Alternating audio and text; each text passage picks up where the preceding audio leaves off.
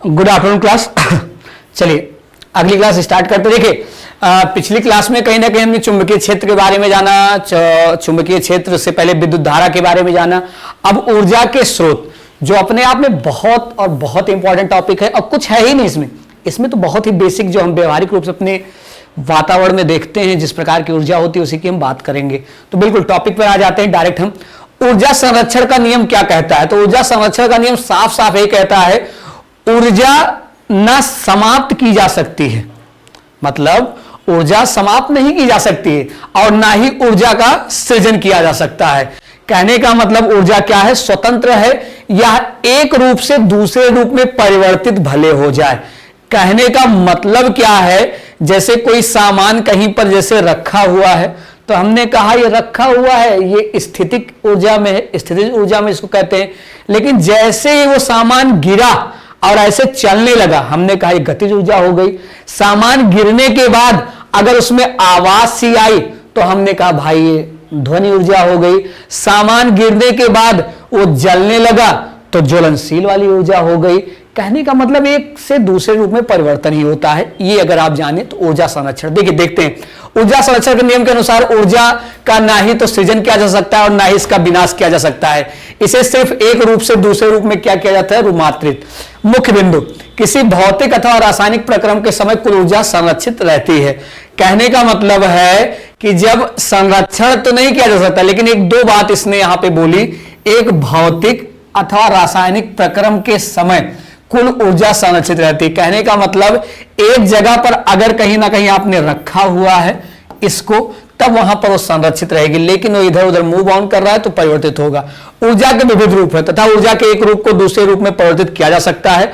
उदाहरण के लिए यदि हम किसी प्लेट को ऊंचाई से गिराएं तो प्लेट की स्थित ऊर्जा का अधिकांश भाग फर्श से टकराते समय ध्वनि ऊर्जा में परिवर्तित हो जाता है। यदि हम किसी मोमबत्ती को जलाते हैं तो यह प्रक्रम अत्यधिक उष्माक्षेपी होता है, और इस प्रकार जलने पर मोमबत्ती की रासायनिक ऊर्जा ऊष्मीय ऊर्जा तथा प्रकाश ऊर्जा में, ऑब्वियस सी बात है जलने में दो चीज होता है, एक तो लाइट हमें दिखाई पड़ता है, एक तो हीट बोले तो उष्मा होता है। तो बहुत ही सिंपल है, इसमें तो कुछ है ही नहीं। देखिए यूजेबल फॉर्म, ये पॉइंट पकड़िए। हिंदी अगर नहीं भी आ रहा है, यूज का मतलब होता है प्रयोग के रूप में, तो ये देखिए प्रयोज्य रूप लिखा है। उपलब्ध ऊर्जा चारों ओर के वातावरण में अपेक्षाकृत कम प्रयोज्य रूप में क्षयित हो जाती है, अतः कार्य करने के लिए जिस किसी ऊर्जा के स्रोत का उपयोग करते हैं वह उपभुक्त हो जाता है और पुनः उसका उपयोग नहीं किया जा सकता है। ये उपभुक्त नहीं होगा, यहां पर अगर हम कहें तो उपभोग, उपभोग इन द सेंस जिसको हम क्या कहते हैं, एक प्रकार से कंज्यूम हो जाता है, उसको कंज्यूम कर पुनः उसका उपयोग नहीं किया जा सकता है। मतलब उसका हम पूरा क्या कर लिए? उपयोग कर लिए। अब उसका दोबारा अगर हम कहें तो कुछ हम उसमें नहीं निकाल सकते। जैसे अगर हम कहें कोई हमने फल लिया, जैसे जूस निकालना है, गन्ना लिया, गन्ने को देखते नहीं है जो गन्ना पेरने वाले होते हैं, एक बार डाला, दो बार, तीन बार, पूरा जब उसका खोइया बना डाले तो अब कहां से उसमें कुछ निकलने वाला है? तो मतलब दूसरे टाइप में कुछ नहीं। तो वही बोल रहा है। उत्तम ईंधन किसे कहते हैं? वह ईंधन जो प्रति एकांक आयतन अथवा प्रति एकांक द्रव्यमान पर अधिक कार्य करे, सरलता से सुलभ हो एवं जिसका परिवहन आसान हो, उत्तम ईंधन कहलाता है। कहने का मतलब बहुत ही सिंपल इन्होंने कहा है कि प्रति एकांक मतलब सबसे छोटे पार्ट पर यहां पर बात हो रही है, और प्रति एकांक द्रव्यमान, सब ये छोटे पार्ट पर जितने कम मात्रा में ज्यादा से ज्यादा उपयोगिता प्राप्त हो उसी को उत्तम ईंधन के रूप में, और आसानी से वो एक जगह से दूसरी जगह मूव ऑन हो जाए। मतलब मिनिमम रिसोर्सेज मैक्सिमम यूटिलाइजेशन वाला अगर जो कॉन्सेप्ट होगा वही उत्तम ईंधन को बताएगा। मतलब कम संसाधन के रूप में ज्यादा से ज्यादा उपयोग। एक उत्तम ईंधन के गुण क्या है? तो प्रदूषण क्या हो? कम प्रदूषक, प्रति एकांक अथवा प्रति एकांक द्रव्यमान पर अधिक कार्य करने वाला, जो सरलता से क्या हो? मिले भी। ऐसा नहीं कि बहुत कम लेता है और सरलता से, लेकिन अगर हमें नहीं मिल रहा है तो ईंधन किस काम का? उत्तम ईंधन नहीं है भाई। जिसका भंडार एवं परिवहन क्या हो? आसान हो। कहने का मतलब वो ज्यादा दिन तक हम रख भी सके, ऐसा नहीं कि मिल तो आसानी से रहा है लेकिन 2 दिन बाद खराब हो जा रहा है। लंबे समय तक, सालों साल उसको अगर हम बनाए रखते हैं तो वो ईंधन उत्तम ईंधन माना जाता है। उपलब्धता के आधार पर ऊर्जा के स्रोत के प्रकार। देखिए एक नवीकरणीय स्रोत होता है, एक अनवीकरणीय। नवीकरणीय जिसको आप अगर नहीं जानते, हम थोड़ा सा यहां पर हो सकता है जानते हो, इतना तो आप ऐसे हैं नहीं कि नहीं जानते, लेकिन तब भी लिखते हैं।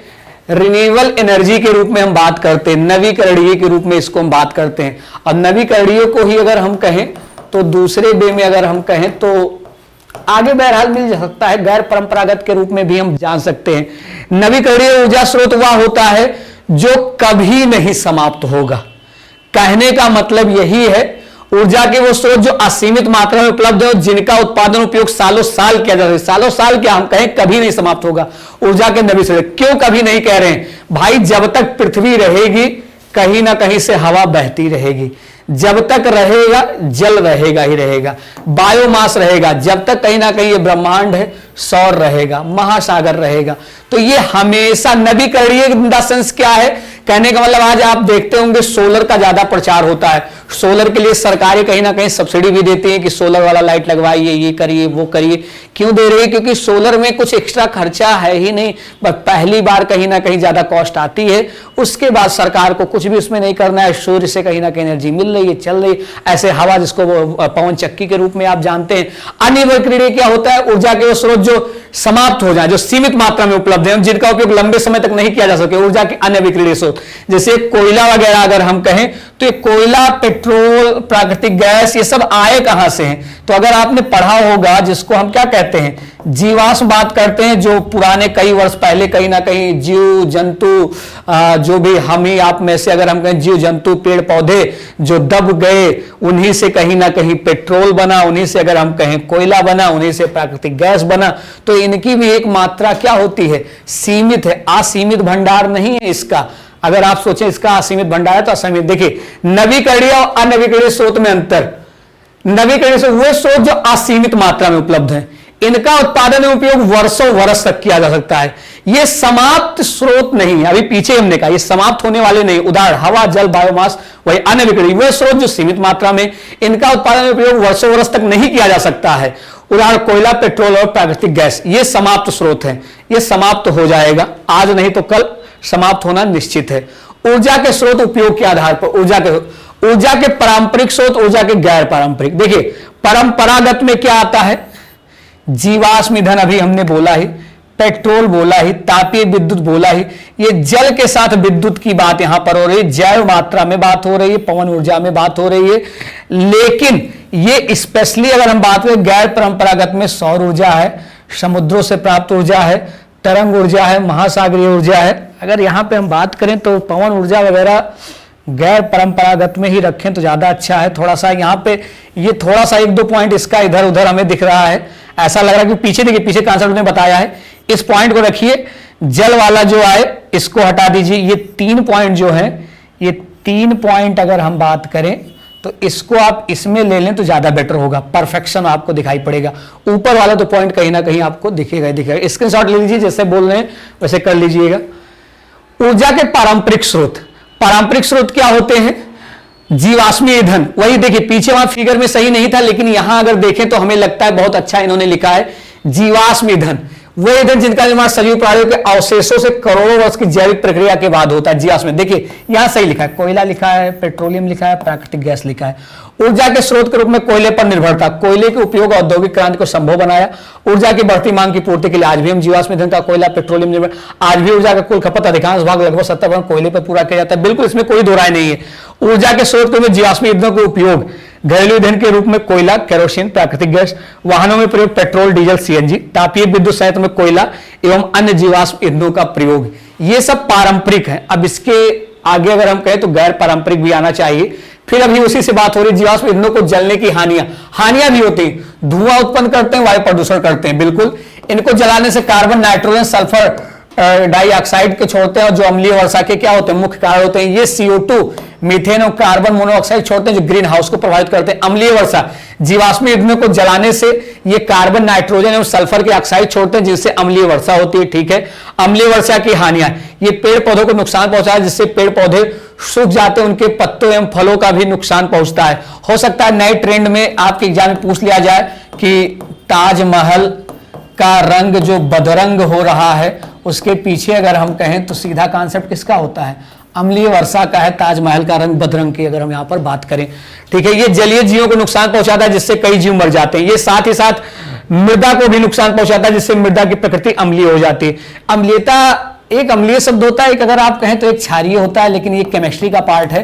कोई भी चीज जो अम्लीय होगी वो ज्यादा टाइम तक सक्सेस नहीं होती है जितना सक्सेस क्षारीय होता है। क्यों होता है वो आगे कभी आपको बताएंगे, यहां पर रहने दीजिए अभी। जीवाश्मी ईंधनों से उत्पन्न प्रदूषकों के कम करने के उपाय दहन प्रक्रम की दक्षता में वृद्धि करके कम किया जा सकता है। मतलब जो आप जलाते हैं ऐसी चीजों को आप जलाइए मत, उसको कहीं ना कहीं आप दूसरे तरीके से उसको डिस्ट्रॉय करिए तो ज्यादा बेटर है। दहन के फलस्वरूप निकलने वाले हानिकारक गैस तथा राखों के वातावरण में पलायन को कम करने वाली विविध तकनीकों द्वारा हमें जीवाश्मी ईंधनों का क्या करना चाहिए, संरक्षण। मतलब अगर जला भी दे रहे हैं तो उसका कैसे संरक्षण किया जाए, कैसे वो कहीं ना कहीं पर्यावरण में वो ना फैले, ये आपको करना पड़ेगा। जीवाश्मी ईंधनों का संरक्षण करने के कारण जीवाश्मी ईंधन ऊर्जा के अनविकिरणीय स्रोत हैं। पीछे हमने बोला ही जीवाश्मी किसमें अनविकिरणीय है, और नवीकरणीय रिन्यूअल जो सालों साल चले। प्रकृति में जीवाश्मी ईंधनों का सीमित भंडार है, वही बातें बार बार लिखी जा रही। टरबाइन का सिद्धांत, टरबाइन यांत्रिक ऊर्जा से कार्य करता है, इसको रोटर ब्लेड को घुमाने के लिए गति देना होता है। इसे गति जैसे जल वायु तथा भाप से इससे रोटर को ऊर्जा प्रदान करते हैं। वह इस यांत्रिक ऊर्जा को विद्युत ऊर्जा प्रदान करने के लिए डायनेमो के शाफ्ट को घुमा देता है। ताप विद्युत की प्रक्रिया, ताप विद्युत की प्रक्रिया में टरबाइन को घुमाने के लिए, देखिए इसको आप केवल पढ़ लीजिए, इसमें पढ़ने की आवश्यकता नहीं है, बहुत ही सिंपल है, पढ़ लेंगे ज्यादा अच्छा है। एक सामान्य ताप विद्युत उत्पादन का मॉडल, फिर इसको भी आप स्क्रीनशॉट लीजिए। वही जल विद्युत संयंत्र, तापीय विद्युत संयंत्र कैसे कैसे काम करता है, वही टर्म यहां पे बोला जा रहा है। हाँ बिल्कुल, आगे बढ़ते हैं। ऊर्जा के पारंपरिक, देखिए अभी गैर पारंपरिक था, पारंपरिक ऊर्जा के पारंपरिक स्रोतों की प्रौद्योगिकी में सुधार, अभी तो वही है भाई, पारंपरिक ही चल रहा है, पारंपरिक ही पीछे था। ऊर्जा पारंपरिक स्रोतों के सुधार के क्रम में दो प्रमुख प्रौद्योगिकी प्रचलित है। कहने का मतलब ये दोनों जो हैं ये गैर पारंपरिक वाले हैं। मतलब पारंपरिक स्रोत में कैसे सुधार होगा अगर इन सबको ले आया जाए। जैव मात्रा, वह ईंधन जो हमें पादप एवं जंतु उत्पाद से प्राप्त होते हैं, जैव मात्रा का, जैसे लकड़ी, गोबर, सूखे पत्ते और तने आदि, ये ज्वाला के साथ जलते हैं, इन्हें जलाने पर अत्यधिक धुआं निकलता है। ये ईंधन अधिक उष्मा उत्पन्न नहीं करते, ये स्वास्थ्य के लिए हानिकारक है। जैव मात्रा ऊर्जा का नवीकरणीय स्रोत है। देखिए नवीकरणीय स्रोत कुछ मामलों में यहां पर ये मेंशन है, जैव गैस या गोबर गैस। जैव गैस का प्रचलित नाम गोबर गैस है क्योंकि इस गैस को बनाने में उपयोग होने वाला मुख्य पदार्थ गोबर है। देखिए गोबर गैस आपने पढ़ा होगा, इसको कहीं ना कहीं आप केवल यहां पर अपने अकॉर्डिंग पढ़ लीजिए। अपने अकॉर्डिंग इसलिए कह रहे हैं, गोबर गैस में सबसे इंपॉर्टेंट पॉइंट जो आता है कि गोबर गैस में क्या पाया जाता है, तो मीथेन गैस का कॉन्सेप्ट कहीं ना कहीं होता है। ये इन्होंने लिखा भी है एक उत्तम ईंधन है क्योंकि इसमें 75% क्या होता है, मीथेन गैस होता है। हाँ, धुआं उत्पन्न किए बिना जलता है, बहुत सारे इसके कॉन्सेप्ट हैं। बायोगैस का निर्माण कैसे होता है, गोबर फसलों के काटने के पश्चात बचे हुए अपशिष्ट, सब्जियों के अपशिष्ट जैसे विविध पदार्थ, पादप तथा वाहित मल जब ऑक्सीजन की अनुपस्थिति में अपघटित होते हैं तो बायोगैस जैव गैस का क्या करते हैं, मतलब बायोगैस ऑब्लिक जैव गैस, दोनों नाम एक ही हैं। बायोगैस संयंत्र बनने वाली गैसें कौन कौन सी हैं, मीथेन है, CO2 है, हाइड्रोजन सल्फाइड है। पवन ऊर्जा, आजकल पवन ऊर्जा का उपयोग विद्युत उत्पन्न करने में किया जा रहा है, बिल्कुल। पवन गतिशील वायु को पवन कहते हैं, इसलिए इनमें गतिज ऊर्जा होती है और इनमें कार्य करने की क्षमता होती है। पवन की उत्पत्ति सूर्य के विकिरण द्वारा भूखंडों तथा जलाशयों के आसमान तप्त होने के कारण वायु में गति उत्पन्न होता है, पवनों का प्रभाव। पवन चक्की एक संयंत्र जिससे पवन को गतिज ऊर्जा उपयोग कर विद्युत ऊर्जा, वही अभी हमने पवन चक्की बताया भी। हाँ, आगे यहां पर अगर हम बढ़े तो पवन चक्की की संरचना, देखिए पवन चक्की यहां पर बनी हुई है, आप देख लीजिए। पवन चक्की किसी ऐसी विशाल विद्युत पंखे समान होती है जिसे किसी दृढ़ आधार पर कुछ ऊंचाइयों पर खड़ा कर दिया जाता है। पवन ऊर्जा की विशेषताएं क्या क्या है यहाँ पर, पवन ऊर्जा नवीकरणीय ऊर्जा का एक दक्ष एवं पर्यावरणीय हितैषी स्रोत है। इसके द्वारा विद्युत उत्पादन के लिए बार बार धन खर्च करने की आवश्यकता नहीं है। ये पॉइंट आप जान, देखिए नवीकरणीय है, नवीकरणीय जो कभी समाप्त ना होने वाला है, इसी को नवीकरणीय को गैर परंपरा, पीछे नाम देख लीजिए किस वे में लिखा है, वैकल्पिक ऊर्जा स्रोत अथवा गैर परंपरागत। आ गया भाई वैकल्पिक अथवा गैर, जिसको नवीकरणीय भी कहेंगे। वैकल्पिक ऊर्जा स्रोत अथवा गैर परंपरागत ऊर्जा स्रोत का तात्पर्य ऊर्जा के उन स्रोतों से है जिसे हम पहले कभी प्रयोग नहीं किया परंतु वर्तमान में उसे नई प्रौद्योगिकी द्वारा ऊर्जा के वैकल्पिक स्रोत के रूप में अब प्रयोग कर रहे हैं, जैसे सोलर एनर्जी। सूर्य से प्राप्त ऊर्जा को सौर ऊर्जा कहते हैं। यह दृश्य प्रकाश अवरक्त किरणें परावैगनिक किरणें के रूप में होती हैं, बिल्कुल। पृथ्वी के वायुमंडल की परिरेखा पर सूर्य के किरणों के लंबवत स्थित खुले क्षेत्र पर क्षेत्रफल पर सेकंड पहुंचाने वाली सौर ऊर्जा को सौर स्थिरांक कहा जाता है।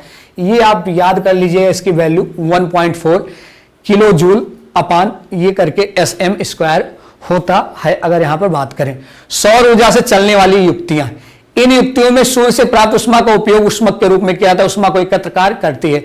सौर ऊर्जा कहां कहां कार्य करता है तो ये देख लीजिए, सौर कुकर, सौर जलतापक, गीजर, सौर जल पंप, सौर ऊर्जा से विद्युत ऊर्जा। इन युक्तियों में सौर ऊर्जा को विद्युत में क्या किया जाता है, रूपांतरित कर प्रयोग में लाया जाता है, जैसे सौर सेल। सौर कुकर वह एक युक्ति जिसमें सूर्य की किरणों को फोकसित, यहां ये क्या होगा, फोकसित नहीं होगा, फोकसित करने के लिए दर्पणों का उपयोग एक बॉक्स के ऊपर लगाकर किया जाता है, जो एक बढ़िया ऊष्मक की भांति कार्य करता है। इसमें कांच की सीट की एक ढक्कन होता है जो इसके अंदर प्रवेश करने वाली ऊष्मा को बाहर नहीं निकलने देता है। या भोजन पकाने के लिए क्या है, बिल्कुल अच्छा है भाई। अब सूर्य की किरण आ जाएगी तो उसको बाहर नहीं निकलने देंगे तो ऊष्मा के रूप में कार्य करेगी। काला रंग ऊष्मा को क्या करता है ये बहुत ही इंपॉर्टेंट है। काला रंग अगर कहें तो ऊष्मा का सबसे अच्छा क्या होता है, अवशोषक होता है। और जो सफेद होता है वह कहीं ना कहीं ऊष्मा का सबसे अच्छा क्या होता है, उत्सर्जन के रूप में होता है। कहने का मतलब गर्मियों में अगर आप देखें तो लोग सफेद कपड़े क्यों पहनते हैं, क्योंकि यहां पर ऊष्मा जो है अंदर न जाकर कैसे रिफ्लेक्ट हो जाती है। और ठंड में अगर कहें रंग बिरंगों में अगर काला अगर हम बात करें तो ऑब्वियस सी बात है वो अवशोषित करता है, तो गर्मी को अवशोषित करेगा तो काला कहीं ना कहीं पहनना चाहिए ठंड में, लेकिन गर्म में क्या पहनना चाहिए, व्हाइट पहनना चाहिए। ग्रीन हाउस प्रभाव, इस सिद्धांत के अनुसार सौर कुकर में एक कांच की सीट ढक्कन के ऊपर लगाया जाता है, इसके अंदर प्रवेश करने वाला विकिरण ऊष्मा बाहर ना जा सके, ऊष्मा लगाता है। सौर कुकर के लाभ, भारत में सौर ऊर्जा लगभग सभी जगहों पर प्रचुर मात्रा में उपलब्ध है। यह पर्यावरण हितैषी है। इन कुकर के उपयोग से एक साथ एक से अधिक खाना बनाया जा सकता है, ये इससे लाभ है। सौर कुकर की हानियां, यह सभी प्रकार के भोजन बनाने के लिए उपयुक्त नहीं है। इसका प्रयोग केवल तेज धूप वाले दिनों में किया है। बिल्कुल ये थोड़ा सा ड्रॉबैक होता है कि मान लीजिए मौसम खराब हो गया, 10 दिन तक बारिश होने लगी, तब कहीं ना कहीं ये इसका ड्रॉबैक है। अभी इसका कोई ऑप्शन नहीं मिला है, इसीलिए ये ड्रॉबैक है थोड़ा। सोलर सेल, ये सौर ऊर्जा से चलने वाली एक युक्ति जो सौर ऊर्जा को विद्युत ऊर्जा में, सोलर सेल वही अभी हम बता रहे हैं जो घरों में आप कहीं ना कहीं यूज करते हैं, प्लेट लाकर उसको यूज कर सकते हैं, बाद में लाइट बेच भी सकते हैं, ऐसा भी सरकार ने कॉन्सेप्ट किया है। सौर सेल को बनाए प्रयुक्त पदार्थ, सौर सेल किससे बनता है, देखिए सिलिकॉन का उपयोग किया जाता है जो प्रकृति में प्रचुर मात्रा में उपलब्ध है, परंतु सौर सेलों को बनाने में उपयोग होने वाली विशिष्ट श्रेणी के सिलिकॉन की उपलब्धता सीमित है। धूप में रखे जाने पर किसी प्रारूपी सौर सेल से 0.5 से 1 वोल्ट तक वोल्टता विकसित होती था, लगभग 0.7 वाट विद्युत उत्पन्न कर सकते हैं। ये अपने आप में बहुत बड़ी बात है कि सौर पैनल आ गया, शब्द बोल रहे थे। जब बहुत अधिक संख्या में सौर सेलों को संयोजित करते हैं तो यह व्यवस्था सौर पैनल कहलाती है। सौर सेलों को एक दूसरे से जोड़कर सौर पैनल बनाया जाता है। इसे जोड़ने के लिए चांदी का उपयोग किया जाता है। चांदी की अगर यहां पर अगर हम बात करें, चांदी का यहां पर उपयोग किया जाता है। चांदी अभी हमने बताया, अभी विद्युत का सबसे अच्छा क्या होता है, सुचालक होता है। पिछली क्लास में मतलब हमने डिस्कस किया था। सौर ऊर्जा से विद्युत ऊर्जा प्राप्त करने के लिए क्या है, सौर सेल का उपयोग क्या होता है, सौर ऊर्जा से विद्युत ऊर्जा प्राप्त करने के लिए, ठीक है। सौर सेलों का उपयोग बहुत से वैज्ञानिक तथा प्रौद्योगिक अनुप्रयोगों के लिए किया जाता है। ट्रैफिक सिग्नलों, परिकलन यंत्र, कैलकुलेटर तथा बहुत से खिलौनों में सौर सेल लगाए जाते हैं। बिल्कुल, मानव निर्मित उपग्रहों में सौर सेल का उपयोग होता है। रेडियो तथा वायरलेस सिस्टम, सुदूर क्षेत्र के टीवी रिले केंद्रों में सौर सेल पैनल का उपयोग किया जाता है। सौर सेल की अगर हम बात करें, इसके लाभ आपके क्या क्या हैं, तो इसकी हम बात करें, इसमें कोई गतिमान पुर्जा नहीं होता है तथा इनका रख रखाव सस्ता है। देखिए शुरू में कॉस्टली तो है, लेकिन रख रखाव वगैरह सब क्या है, बहुत ही सस्ता है। शुरू में बस चार्जेबल थोड़ा सा ज्यादा होता है, इसमें कोई दो राय नहीं। ये बिना किसी युक्ति के काफी संतोषजनक कार्य करते हैं। बिल्कुल, इन्हें सुदूर तथा अगम स्थानों में स्थापित किया जा सकता है। कहने का मतलब इसके लिए ये नहीं कि जैसे विद्युत ऐसा होता है जो और सब होता है कि पावर हाउस लगाइए लगाइए, कहीं भी आप जंगल में कहीं भी ले जाइए, किसी भी क्षेत्र में, सुदूर का मतलब होता है कोई भी ऐसा एरिया, बीहड़ एरिया, वहां ले जाइए। या ऊर्जा का नवीकरणीय, देखिए नवीकरणीय तो होगा ही, कभी ना समाप्त होने वाला है। इससे प्रदूषण नहीं होता है और यह अपने आप में अगर हम कहें तो पर्यावरण के लिए क्या होता है, हितैषी होता है। इसमें हमें बताने की आवश्यकता नहीं है, पर्यावरण के लिए हितैषी होना तो लाजमी है। क्योंकि भाई सोलर से, सूर्य से अगर हम बात करें तो क्या पर्यावरण को नुकसान पहुंचाएगा, पर्यावरण को नुकसान के सेंस में नहीं होता है। जैसे और जो आपने पढ़ा था जिसको हम कहें अनवीकरणीय ऊर्जा या परंपरागत वाले में, तो पेट्रोल डीजल वगैरह क्या है, वो पर्यावरण को कहीं ना कहीं एक प्रकार से क्या पहुंचाते हैं, नुकसान पहुंचाते हैं। क्योंकि उससे जो धुएं होते हैं आप भी जानते हैं वो शरीर के लिए नुकसानदेह हैं, जिससे ज़्यादा धुआं फेंकने पर कहीं ना कहीं खांसी, दमा, टीबी, बहुत सारी चीज़ें हैं। इसमें हमें बताने की आवश्यकता नहीं, बहुत ही सिंपल है।